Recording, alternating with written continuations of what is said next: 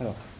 Nous avons assisté ce matin à un spectacle désolant, au mariage de la carpe, du lapin et du loup, entre trois candidats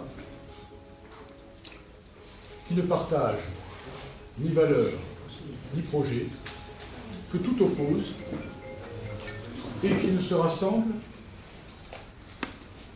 que pour le partage du pouvoir et pour se répartir des places. Leur seule ambition n'est pas de servir Bastia, mais de se servir de Bastia pour des ambitions personnelles. C'est l'union de la honte. C'est la honte pour Bastia.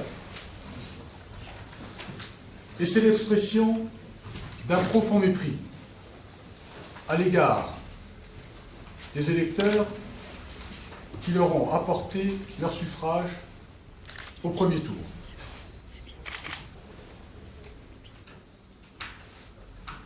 Pour notre part, nous proposons aux Bastiais le choix de la clarté et de la cohérence qui s'appuie sur un bilan que tout le monde connaît et sur un projet ambitieux, crédible et réaliste pour Bastia. C'est la raison pour laquelle je suis convaincu, pour l'honneur de Bastia, que les Bastiais infligeront une sanction sévère contre ces arrangements politiciens qui ne sont dictés que par des intérêts personnels. C'est un appel direct aux électeurs de l'enseignement. C'est un appel, en effet, direct à tous les électeurs bastiais pour refuser, en effet, de telles alliances contre nature qui pourraient avoir de graves conséquences pour Bastia. Un front républicain au-delà des partis. C'est ça que vous voulez provoquer?